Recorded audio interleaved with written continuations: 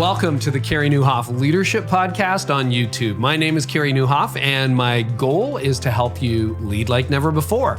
So what I do every week is I sit down with world-class leaders and church leaders, business leaders, and I talk to them about what made them who they are and try to have the conversation with them that you would have if you got to sit down for lunch with them or have dinner with them or really got to spend some time with them. So we go into the backstory and we explore what made them who they are and some of the principles they've learned along the way. So if you enjoy this episode, I would love for you to like it, to subscribe, and also to share it with your friends. And in the meantime, here's today's episode. Well, Andy, welcome back. It's great to have you on the podcast.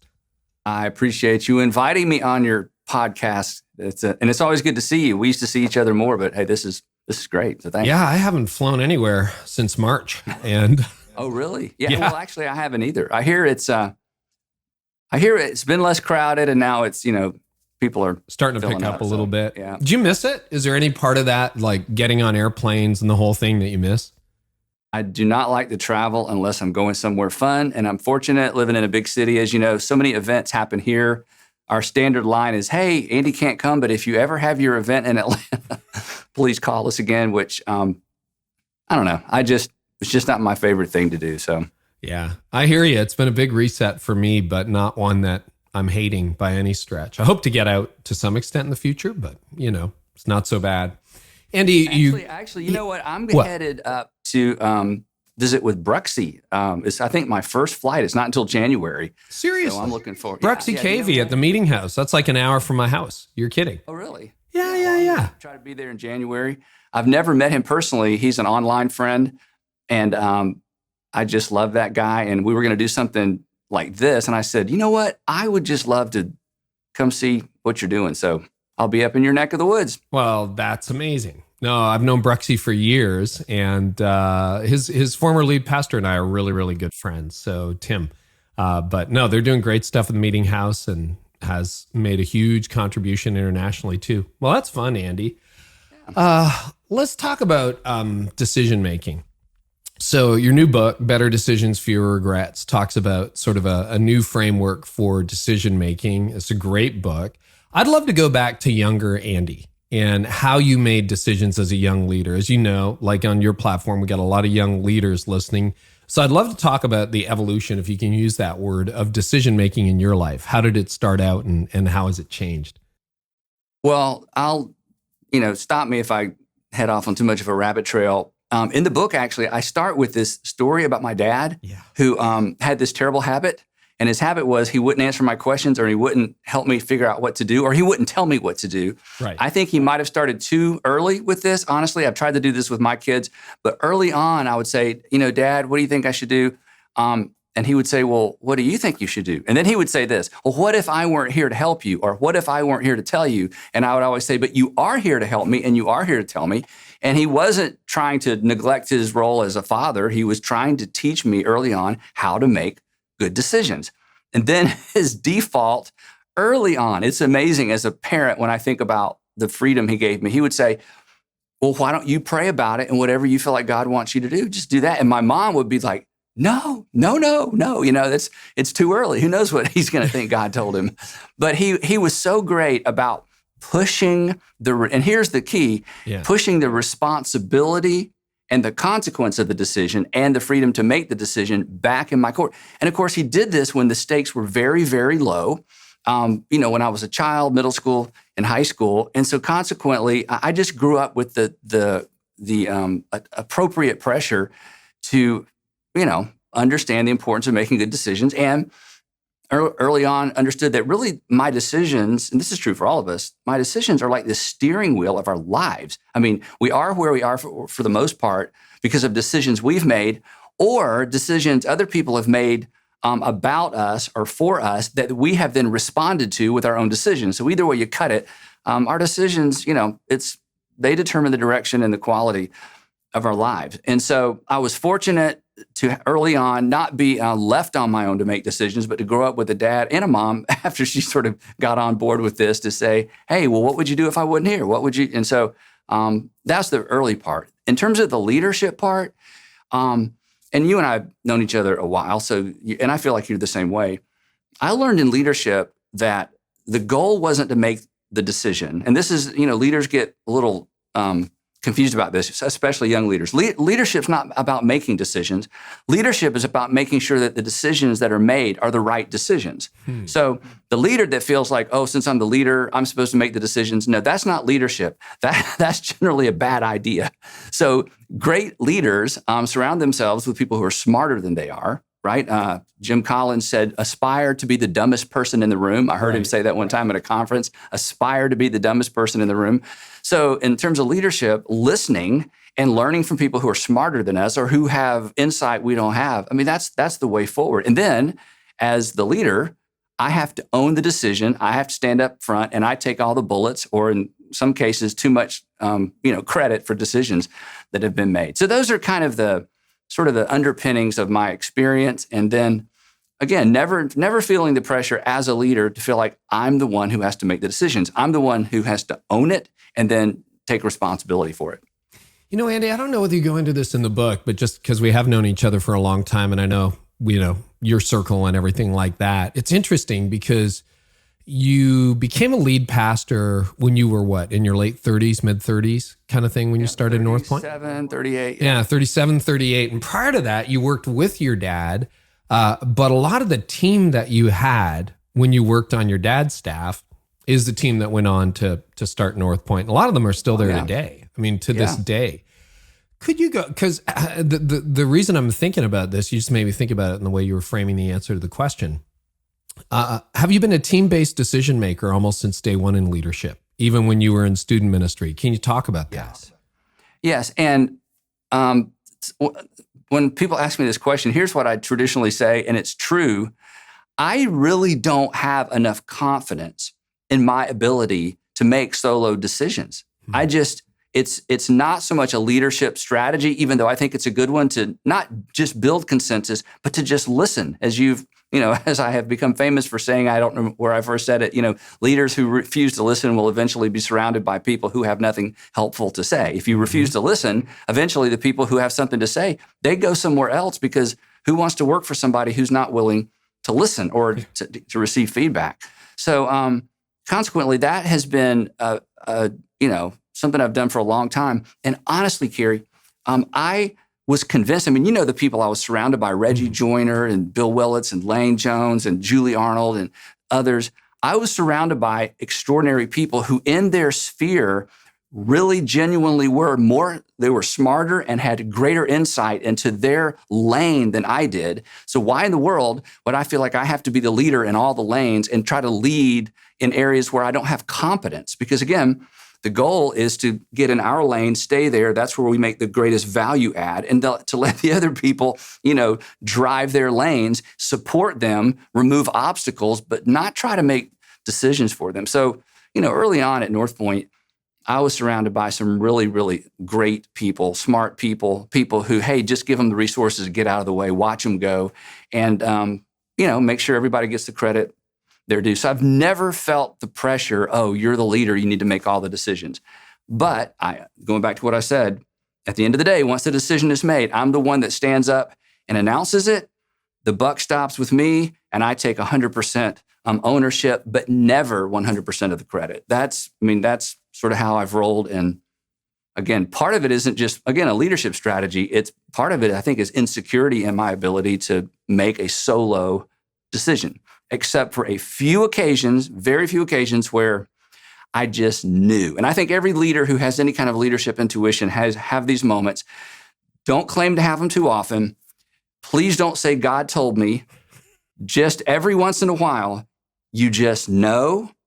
And when you have those moments, you just say to your staff, or you say to your team, I'm sorry, this is something I just know we need to do. This is what we're going to do. That's happened maybe 3 times in 25 years at North Point Community Church. So that is not my style of leadership. And I think because of that, in those few moments, the staff around me are like, okay, this is different. This isn't Andy just, trying to have his way. And, those 3 occasions I was correct, but that is not the norm, believe me. So.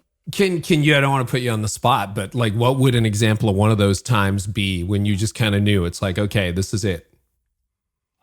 Well, one of them we talked about recently was the decision to, not have Sunday morning services from, the end of July to the end of the year, I just knew, this is what we need to do. And I went into the meeting with 15 people thinking I might have to convince them, but I really don't like to try to convince sharp leaders of anything. I want everybody to feel the freedom. I don't want them to feel like I came in with an agenda. So I came in with 3 options, tried to be as neutral as I possibly could. And as I shared before, Clay Scroggins said, well, I think, and I'm like, that's it. That's where I hope this conversation landed, because I just sensed this is the thing to do. The other time was we had a lead pastor who had a moral failure. This is years ago.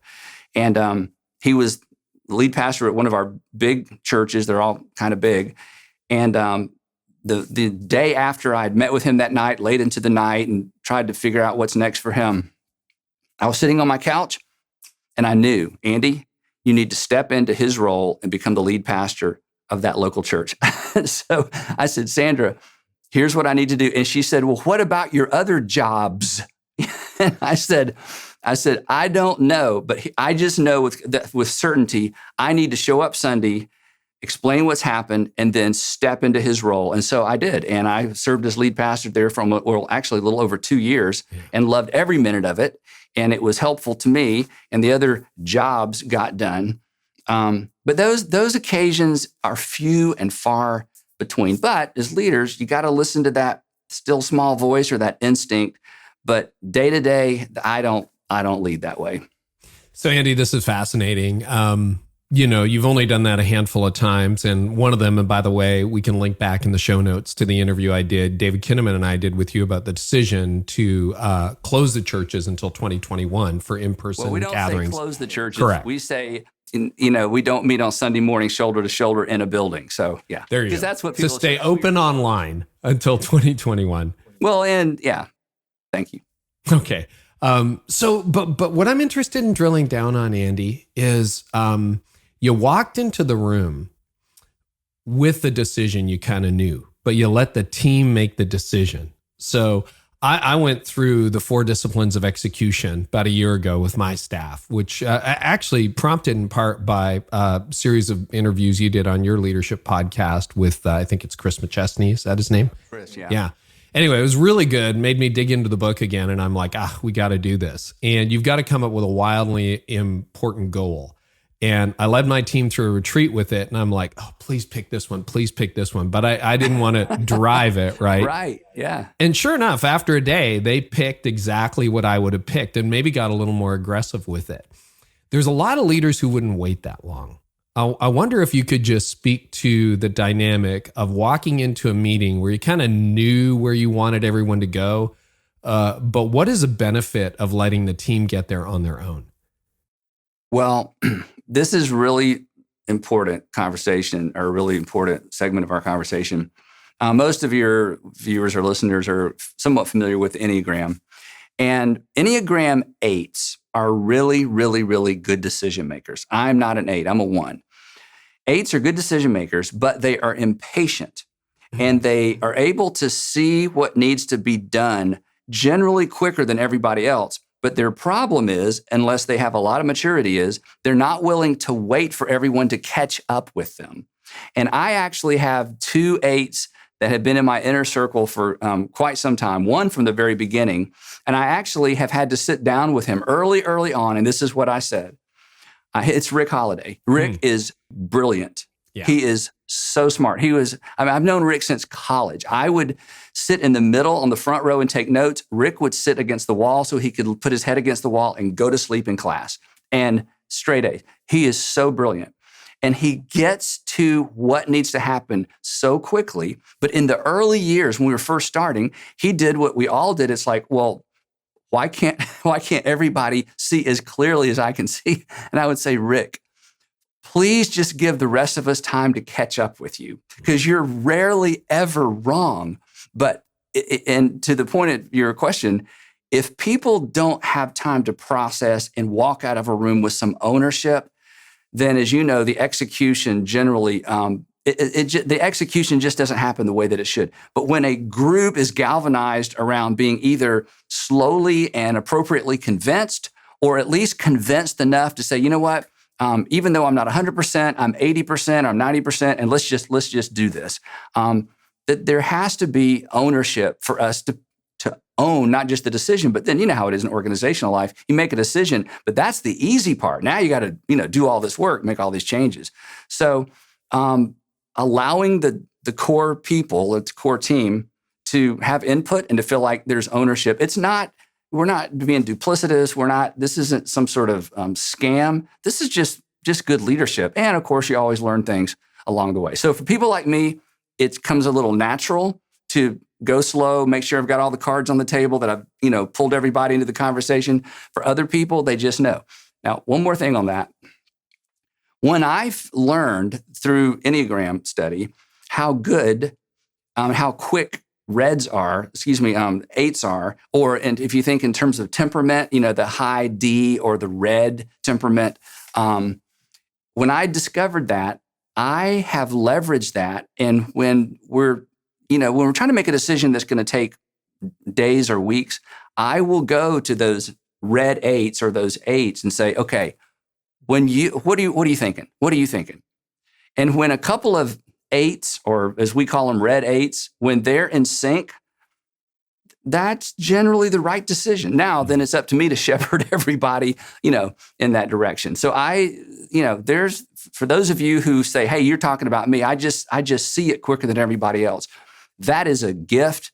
Use it, leverage it, but make sure you bring the team along. And if you're not the team leader, use that to help your team leader, because sometimes team leaders just need the confidence, to get the team across the line in terms of actually making the decision. So all of these things, come together when a leader's patient enough to allow them to come together. I would just say to young leaders. Sorry to go so long on that. No. This is a masterclass. So I'm an Enneagram 8. I wish someone had told me that when I was 30. Why?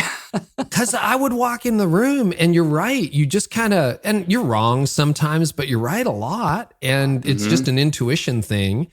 And Andy, I steamrolled over people in my 30s and just kind of like, this is where we're going to go. And you don't get the buy-in that you do. No. When even on that day, when you kind of walked in and thought, I know where this decision needs to go, but I'm going to let these people buy in. And Clay spoke up and others spoke up and said, this is what we should do. And you're like, okay, that took me forever to learn. So you just saved a lot of heartbreak and a bunch of resignations.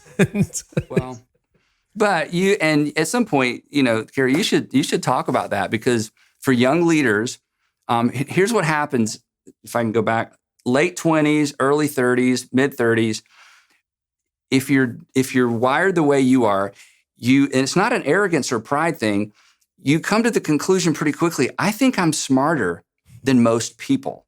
I think I'm smarter than most people in this room, and they're all older than me. These old people, and suddenly that gift, that intuition that is so valuable becomes a liability. Yep. Because you learn less, you don't stick around as long, and people consider you a troublemaker. And instead of coming to you for advice, which they should, it's like, oh, he's so contrarian. He always has to talk. Why does he, And and for people with strong personalities, it's easy to shut other people down. So for young leaders, this conversation is so important, and maybe something to follow up on later on. So I think you're onto something there, because it's easy, and sometimes it comes across as arrogance. Definitely, you got to watch that. But sometimes it comes off as just, why don't these people get it?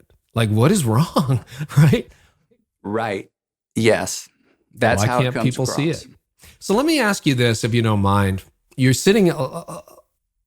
So let's not talk about the big three decisions, but let's just say you come in, you're a quality, and Les McEwen, who I think would say quality team-based decision-making is the key to scaling. You can't do it without scaling. You can't do it without quality team-based decision. If it's your way or the highway, you're kind of out.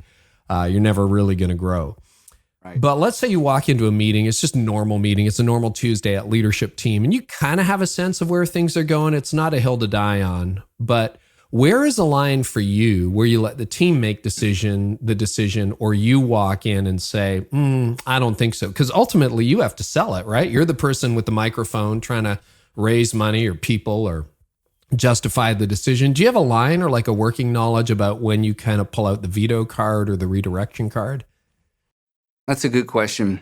I have been outvoted, so to speak, by our elders twice. And on both occasions, they were really big decisions. And I was the one that had to step up on a Sunday morning to our campus or campuses and say, this is what we've decided. This is what we're going to do. And in both cases, I disagreed, but I trusted the process. And this is another big lesson, right? If you have a good process, I say to leaders all the time, look, trust the process. Just let the process play out. If you have a board and it's a talented board and you have the right people, if you have a group of elders and it's the right group of elders, listen and just trust the process. And again, on those two occasions, one was something we were going to put in our building, and the other one was basically, a whole building, because we were going to end up doing two capital campaigns at one time. And I'm like, no, this is financial suicide. And our board was like, no, we can do this. And I'm like, wait a minute. And this is what I told them. I said, do you realize we can make this decision? I can announce it. We can announce and launch 2 multi-million-dollar capital campaigns. And then the next day, all of you guys can resign and disappear into the dark of night. And the headline will be, Andy Stanley bankrupts North Point Community Church because of this harebrained idea he had of trying to raise too much money. I said, so I'm listening and I want to be open, but you realize this sits on my shoulder. So I kiddingly said, so none of you guys can leave the church until all this money is raised. But they said, no. We can do this. And you know what? I just decided I'm going to trust the process. This group of men and women are here for a purpose. They see it. It was unanimous. I was the only outlier. I said, okay, let's do it. I stepped up, led it as if it were my idea. And it worked, and they were correct, and I was wrong. And if I'd had my way, it wouldn't have destroyed the organization, but it would have slowed us down tremendously. And, for me, it was just fear. And the horror stories of what happens to churches when they bite off more than they can chew. We're both familiar with those stories.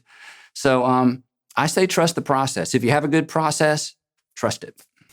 I don't want to keep going down a direction if it's not helpful, but how did you, in those situations, do the job of convincing your congregation that was the right decision? Because you almost had to sell yourself, right? You were outvoted 12-1 or 8-1 or whatever the number was. Mm-hmm. And now you got to stand up and you can't have a plastic smile on your face. Like you gotta believe it. It's got to come from your heart. How did you do that? Well, in that particular case, I went down to Buckhead Church that was meeting in a grocery store and cast a vision for their capital campaign. Then back at North Point, cast a vision for the capital campaign to buy a piece of property or to build a building 20 miles north of us. So it was two different congregations. Right. But again, they were each going to do their own, 3-year-end capital campaign.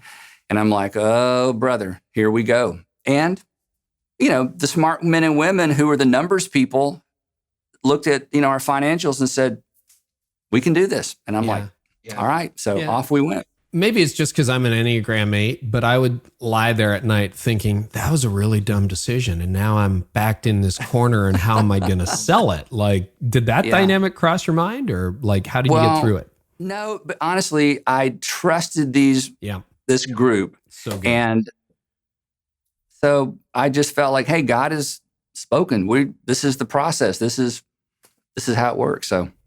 It's good, Andy. And people who hang around you, I've heard this so many times. It's like, Andy's a great communicator, but he's an even better leader. And I think we're cracking that open right now and trying to see the process behind it. So thank you for that. True. And thanks for being so open and transparent. One of my favorite lines, I think this was in another book. You might remember, I've quoted it a million times. It's that people make emotional decisions and backfill them with logic. I got my new car. It cost me $50,000, but it's better on gas. It's like, that's not a financial decision. That's an emotional decision that you backfill with logic. And in your new book, you pick that up and talk about, selling yourself on a bad decision. Can you explain the dynamic behind it? Because it is so true. Yeah. So in the book, basically what I do is provide readers with 5 questions to ask every time they're making an important decision. Because, and this is one of the things I learned from my dad as well, there is an extremely important relationship between questions and decisions. And we don't often connect these dots. Here's when we connect them. We connect them on the backside of a bad decision. We make a bad decision and we say to ourselves or to someone else, I should have asked more questions, right? Well, I should have been more curious.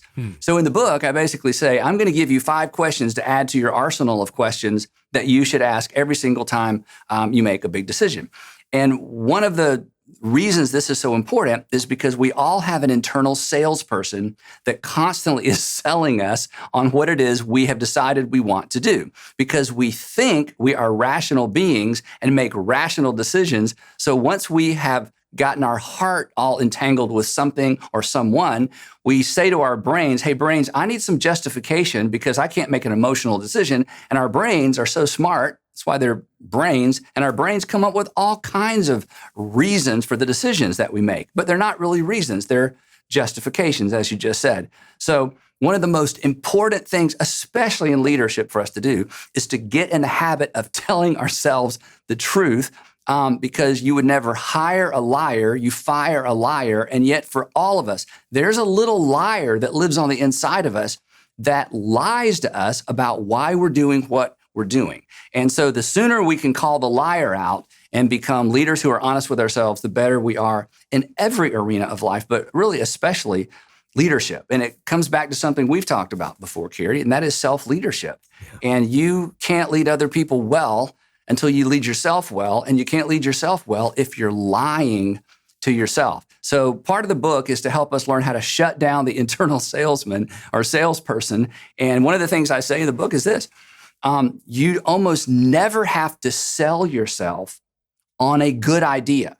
So as soon as we sense that we're selling ourselves, it's generally a bad idea. There we've gone again. We've gotten our heart entangled with something, and we've got our brain going to work to justify what it is that we've got our heart set on. So being honest with ourselves is really one of it's perhaps the best decision-making habit, but it's one of the hardest. Before we get into the 5 questions, when you sent me the book, I wasn't 100% sure. You did Best Question Ever, which is a great book, and some of those ideas are in here. But it's really it's a fresh set of questions. It's a fresh selection of questions, and I'm curious, how did you develop and how the process behind the book and collecting these ideas? Are these things you've collected over the years? Is it further refined? I just love some of the backstory to how these became the 5 questions. Well, one is a question my dad asked me my whole life. We'll get to that in a few minutes. 2 of them are questions I found myself asking my children early on, and so we'll get to those as well. One of them just comes straight out of this somewhat of an evolution that we've been going through as a group of churches for about 10 years in terms of Jesus' new covenant command and how central that needs to be in all of our lives. So it has been a collection of things over time. And you know how this is. You have a theme in your life sometimes, but you don't have words for it. And then later on, what has been there all along, you finally find words for it. And so some of these questions are a little bit of that. But these are not new. Again, they're things I was raised on, things I've tried to teach my kids. And again, anybody who reads the book, they're intuitive. But again, and this is why the book's so important, knowing the right thing to do has absolutely nothing to do with whether or not we do the right thing. Yeah. But again, in our minds, we think, well, once I know, I'll do. But that's not true. Otherwise, we would all eat right and we would all exercise consistently, right? But we don't. So that's a falsehood. The correlation between, oh, now I know, so now I'll do, it's not there because we're so good at selling ourselves on bad ideas. I love the line. I underlined it in my copy of the book. You can't lead yourself if you're lying to yourself. That's so true. What are some of your disciplines to stay ruthlessly honest with yourself, Andy? Well, it really comes down to the first of the 5 questions. And I ask myself this question, and this is weird, I ask myself this question out loud. And the question is, am I being honest with myself? And then I add the word really, or why, more specifically, why am I doing this really? Why am I deciding this really? Why am I purchasing this really? Why am I doing this really? I know what I've told everybody else. I know what I've told myself, but come on, it's just the 2 of us in the mirror. Andy, even if you don't follow through, be honest with yourself. Why are you doing this really? And one of the things little exercises I do in the book is I say to readers, I say, imagine going into a retail outlet and a salesperson saying out loud to you the things that you say to yourself in your head. You would be so offended. Imagine somebody in a retail context saying, hey, if you get home and don't like it, just donate it. I mean, who would say that? But we say, or how about this? This one is pretty much exactly like the one you already have, only this one's newer. I mean, what kind of sales pitch is that?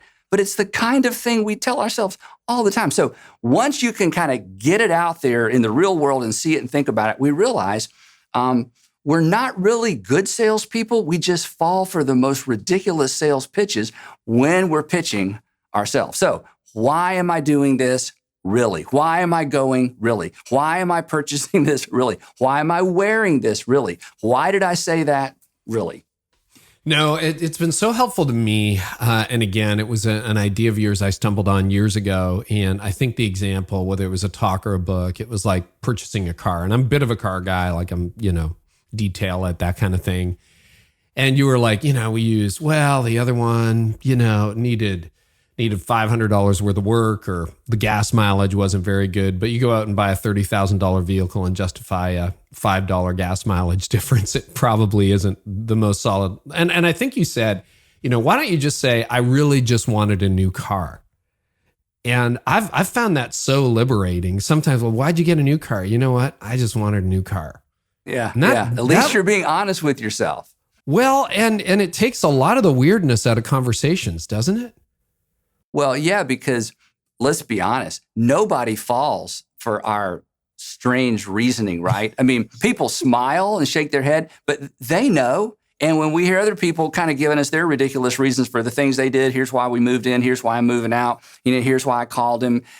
We shake our head because we're polite, but we know that's not really why you're doing that. So if other people know, we ought to know. So why? Why am I doing this really? Yeah, and then that goes into like, why are you launching another location? Why, you can get into really dangerous territory there quickly. Why am I preaching on this topic? Really?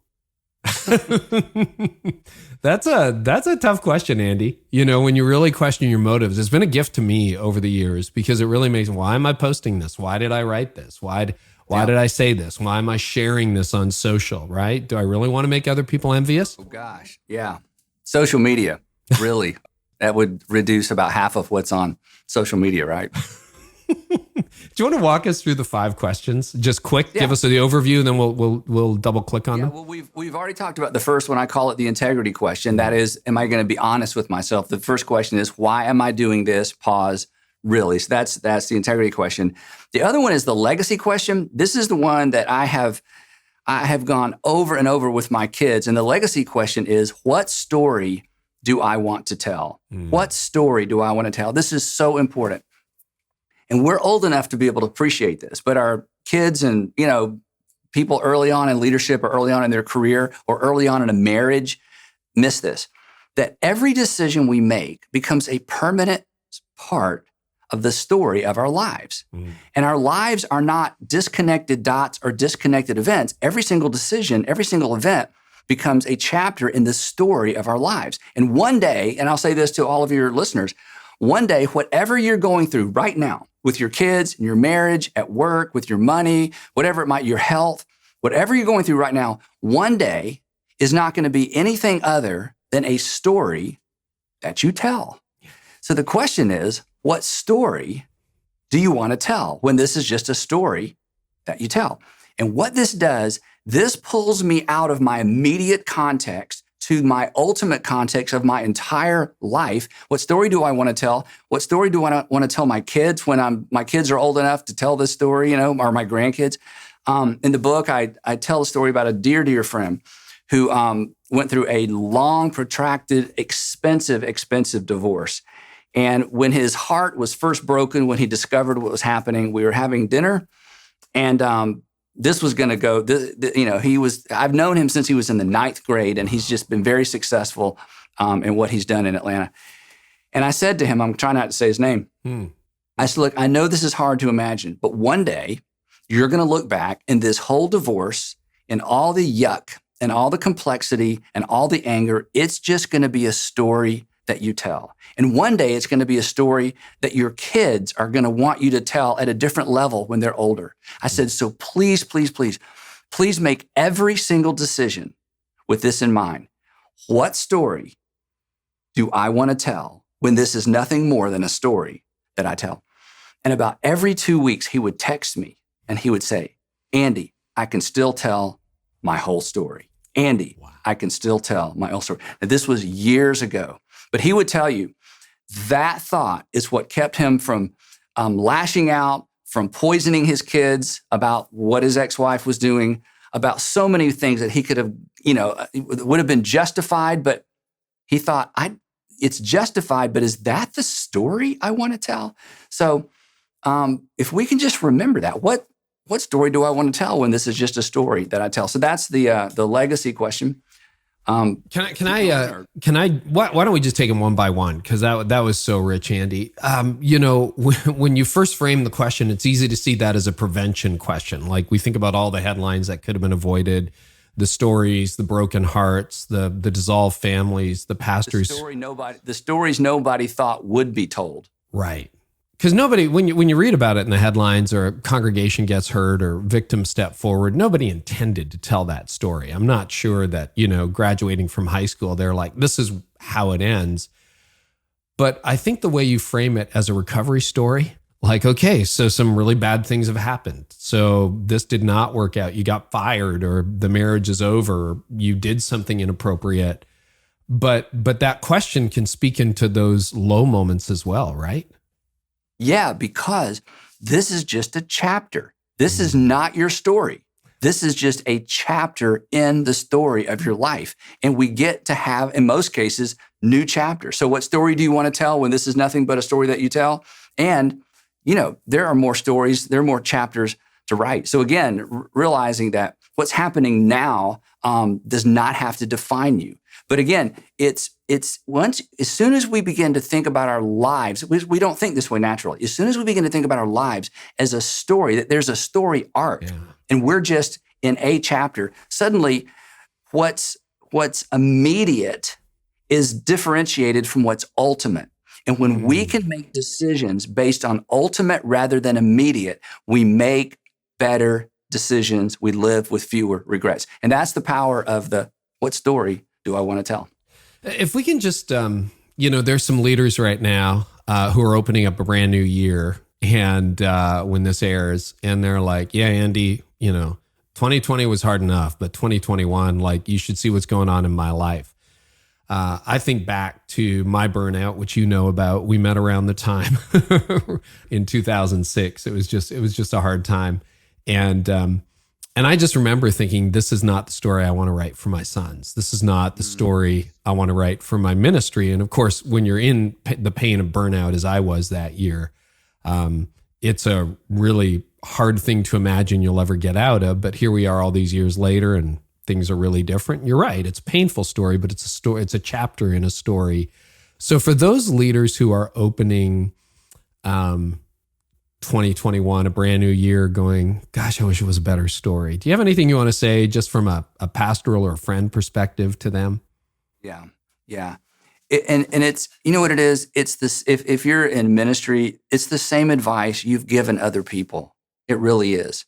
It's that realizing that everything has a season. And if this is a bad season, that's what it is. It's a bad season, but it's not the entire story. So please, and here's the thing, please don't make a permanent decision about a temporary problem.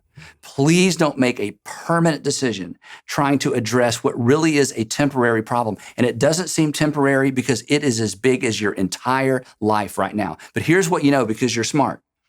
If somebody came to you with your story, you would have the context and the breadth of both your experience and see enough about what's going on in their life to understand, hey, this is a bad season. This is a bad moment. Please don't make a big permanent decision in light of the fact that you're going through a difficult season. So it really is about perspective. It's about surrounding ourselves with people who've been there, done that, and survived and got on the other side of it. That's so extremely helpful, because sometimes we just need to know there's light. We just need to know there's hope. We just need to know this isn't the end.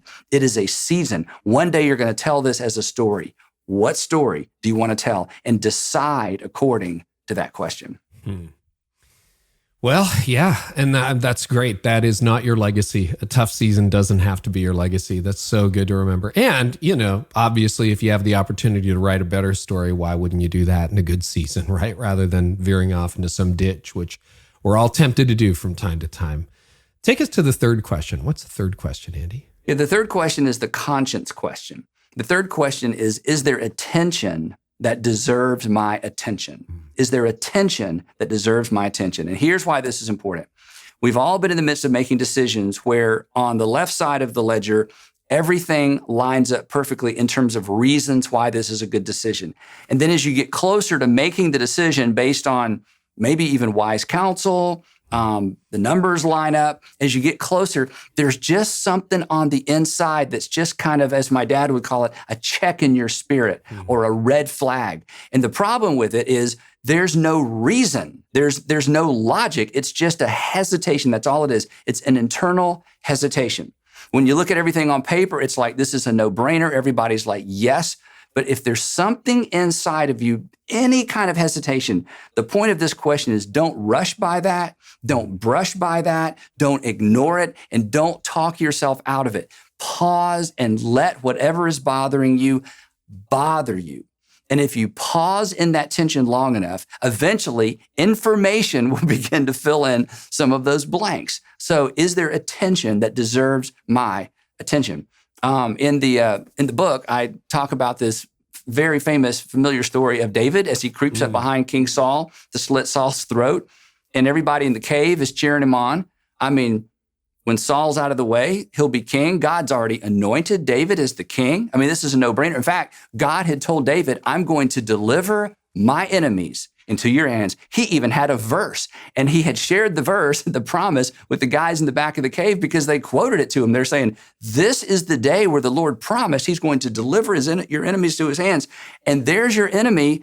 And when you walk out of this cave with King Saul's head hanging from your hands, all of his soldiers are going to immediately proclaim you king, and there's going to be a transition of power with very little bloodshed. I mean, this is a God thing, right? And as David creeps up, imagine this moment, as he creeps up behind King Saul, there's just something. And at the last moment, he recognizes, wait a minute, I'm about to kill the king. This can't possibly be God's way forward for me, to kill the king, my father-in-law. And so he changes plans at the last minute. And the text, it's interesting, the text says that he was conscience stricken. There was just some unease. It didn't make any sense in the moment, but he paid attention to that tension. And he eventually became king, but without having to kill the king. Besides, that would not be a story he wanted to tell his grandchildren. Granddaddy, how did you become king? Well, tell us the story about King Saul sitting on the potty when So again, I say to leaders, I have to remind myself, it doesn't have to be rational. It doesn't have to be logical. If there's a tension, pay attention to that tension. So the third question is there a tension that deserves my attention? Does the tension, because I've felt that numerous times, does the tension automatically mean no? I mean, clearly in Kill the King it does, but what like, can it ever just resolve, or what do you do? I think the point is you just pause. You pause. And here's what my experience has been. When I've been willing to pause, which oftentimes frustrates people, especially in a leadership context, because part of leadership is I don't want to hold other people up. So if they need answers, I need to give them answers. If they're ready to move forward, I want to facilitate progress, not get in the way of progress. But in those leadership contexts or with family, especially with kids, when there was just that something, when I've been willing to create space, it's amazing how often, in fact, almost every situation, new information surfaces. It's not that I knew something and forgot it, but in that space, something surfaces that begins to create questions about some of the things that were so clear on the left-hand side of the ledger. So sometimes it's just a matter of time and pay attention to that tension, even if it doesn't make any sense to you, and even if nobody else can appreciate it. The impatient Enneagram 8s, thank you. Andy, I've had those times where definitely I paid attention to the tension, and it's been like, oh, wow, I'm so glad I didn't say yes yesterday. That makes sense. You slept on it, talked to your wife, talked to your team, prayed about it. There are other times, though, where the tension isn't fully resolved, and where I'm like, and it's not moral, it's not like black or white. I'm not going to kill somebody. I'm not going to take something that isn't mine. But it's like, good to know. Is this wise or is this not wise? Is it smart? Is it not smart? And there are times where I'm just being honest here. I'm trying to think of the exact circumstance, but maybe it was a partnership or whatever direction for what I'm doing with leaders, where it's like, I've talked to the team, talked to my wife, I'm praying about it. Is this faithful or not? We can't find any reason not to do it. It feels right, but I'm not 100% sure. So in those moments, I'm kind of like, okay, God, I'm just going to have to trust that this is in obedience. Any thoughts about that? Like when you have that tension and it's not fully resolved? Yeah, but and the answer is a little bit in the way you asked the question. You didn't ignore it. It's the person that's like, I just, because one of the things I talk about in the book is, we're 100%, we're 100% in on something. And then our mom calls or a good friend calls and asks us a question. And the information they give us is not helpful, but it creates a doubt in our mind. And and I give a couple of illustrations in the book of stories from my life where somebody asked a question and it was so irritating. I was mad at them. But at the end of the day, they got me to thinking, and sure enough, I made the decision that was different than the decision I was going to make, just because somebody came along and just put a little bit of doubt in my mind about a path I was going down. And again, it's easy to dismiss the source of the information. Well, they've never done this. They don't know. They don't understand. And it's true. They don't understand. They've never been where you and I are. But you know what? It's so foolish to ignore those questions. So yeah, I think as long as we're creating space. And again, it goes back to the first question. Why am I doing this really? Right. Why am I doing this really? Is there a tension that deserves my attention? So these questions all work in tandem. And that's why in the book I say, if you'll just integrate these 5 questions into your decision-making repertoire of questions, because one of the other things I talk about, we actually all have a list of questions we subconsciously ask ourselves every time we make a decision. Some of them are actually bad questions like, will anybody find out? Will I get caught? I mean, those are the kinds of questions we ask ourselves. So these 5 questions work in tandem. Again, I think to create the space sometimes we need for other information to surface or to recognize something perhaps we've just missed. Okay, well, one of the things I'm noticing now, even hearing you talk about the book, having read the book, but also seeing your decision-making matrix, a lot of that is like time and space to breathe and paying attention to differing views and the wisdom of not just like, yeah, this is the way to go, large and in charge leadership, which, when I think back to how you led at your dad's church and then when you started North Point with that team-based decision-making, that was pretty countercultural in the 90s.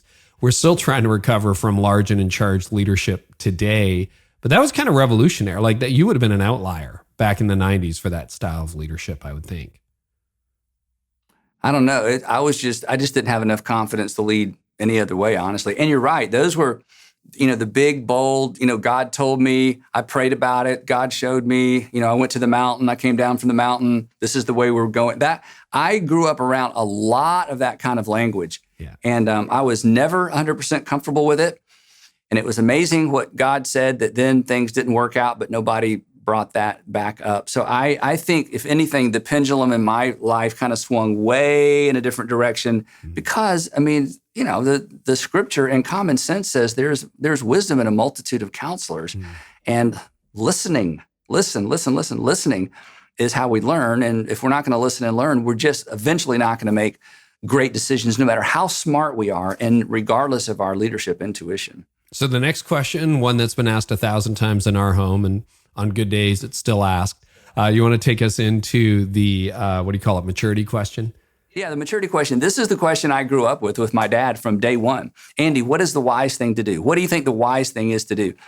And the problem with the question is it's so clarifying, it's terrifying. It's much easier to ask, what is the right thing? Or is this wrong? Is this immoral? Is this illegal? It's easy to ask those questions because no, it's not immoral.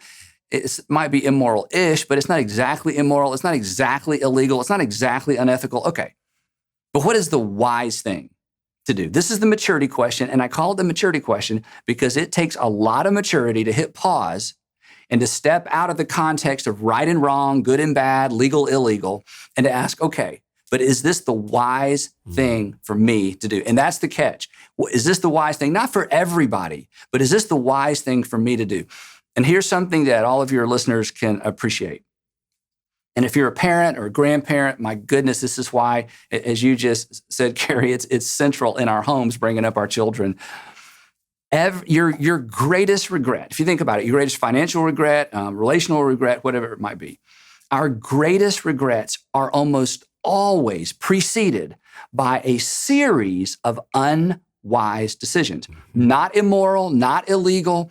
Our worst weekend, our worst moment, that marriage you regret, that relationship you regret, generally speaking, our greatest regrets are preceded by a series of unwise decisions. So asking the question, is this the wise thing to do, keeps us away from the edge of disaster and from the brink of regret. And of course, as people who've heard me teach for a while know, there's three parts to this question. In light of my past experience, what is the wise thing for me to do?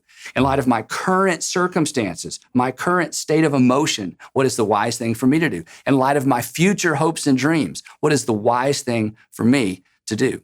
And we have been in ministry long enough to see men and women undermine their own hopes and dreams by making a series of unwise decisions that led them to the brink of disaster. And when you live on the edge, it just takes one more small decision to undermine our future hopes and dreams. So it's the maturity question. What is the wise thing for me to do? I think occasionally when you see people make disastrous decisions that, get noticed or make the headlines or disqualify them from whatever, it's tempting to think from a distance, oh, they just had a really bad day and they made a really bad decision. But that's rarely the way it works, right? No, we only get the highlight reel, which is really the low light reel. We just get the story, the juicy part of the story.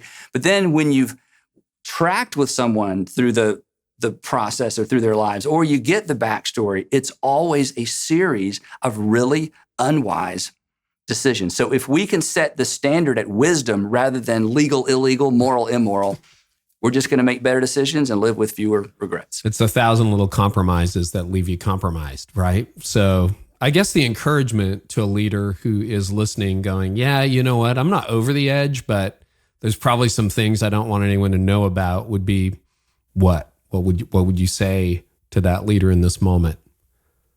Well, that's why it's such a terrifying question. It's clarifying. We almost always know immediately if it's the wise thing to do. And we say that. We say, well, I don't know if it's the wise thing to do. Well, then don't do it.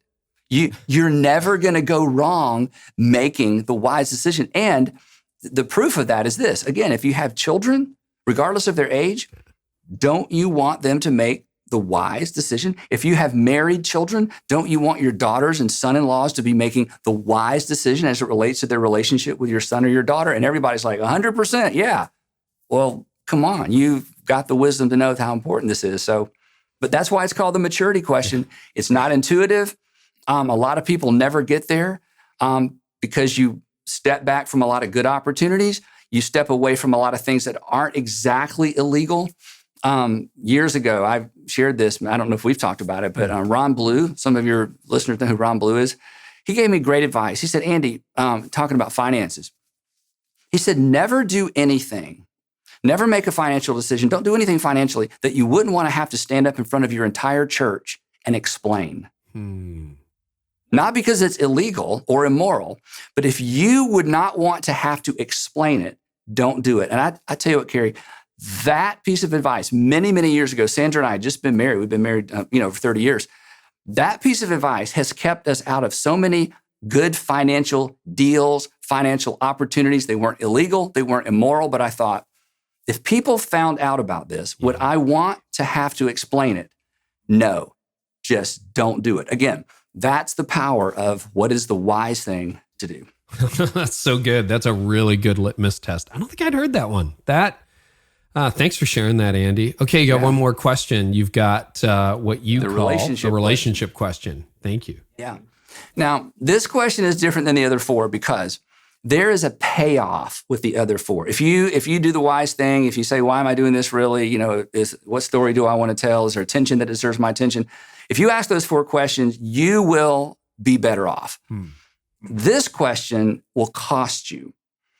But if you're a Jesus follower, this question is the question that sets us up to make a difference in the world. And the relationship question is this: what does love require of me?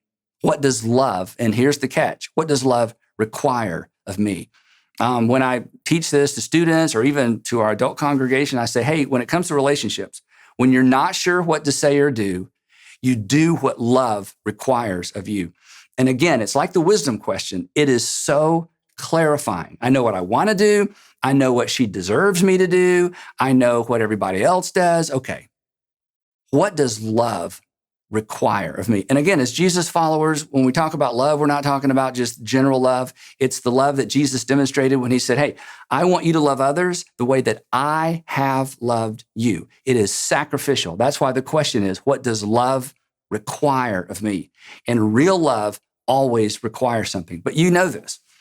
When two people in any kind of relationship, whether it's a business partnership, staff relationship, marriage relationship, brother-sister relationship, when two people ask the question, okay, we have our differences, I've been hurt, I hurt her, she hurt me, whatever it might be, what does love require of me? There is nothing you can't overcome relationally when both parties are asking that question. But of course, the catch is there's no guarantee the other party is going to ask the question. But welcome to Christianity. Welcome to the gospel. What does love require of me?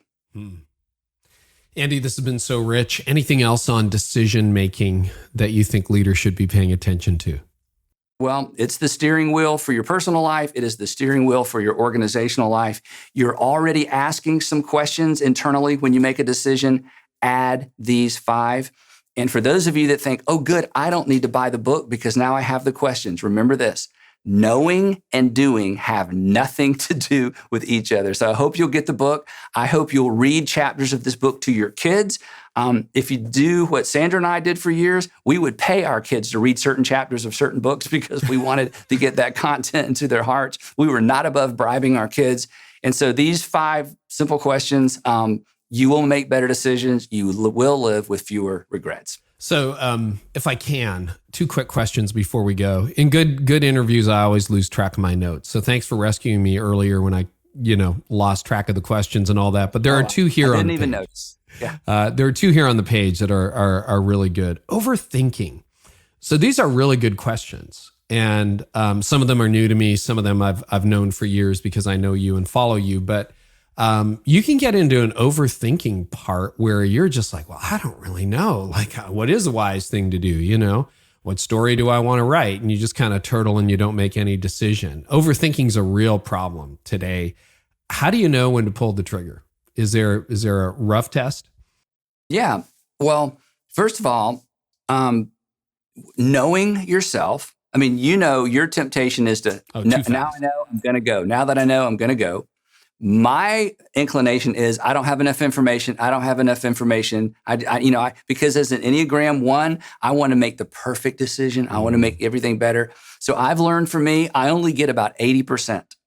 Now, I'm not making this up because I've shared this publicly. When I asked Sandra to marry me, I was only 80%. In fact, I might have been less than 80%, and she saw it on my face. And when I asked her to marry me, I was so white and so nervous.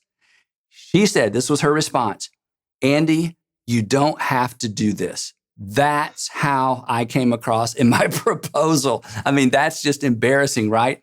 But I know that about myself. So 80%, I just have to go because I'll never be 100%.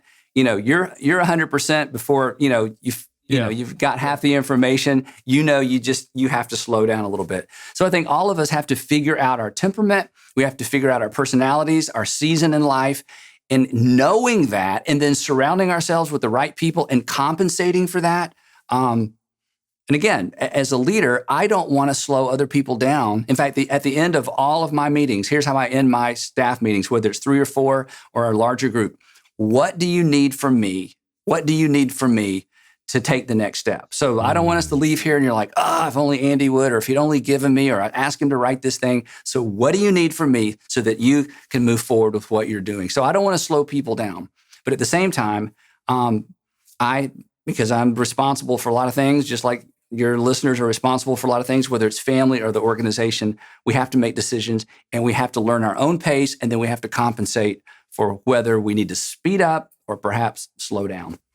Crisis leadership is a different bird as well. So a lot of us have been propelled in the last year into a level of complex decision-making nobody ever thought that they would be in, or nobody signed up for, et cetera. That's for sure. Yeah.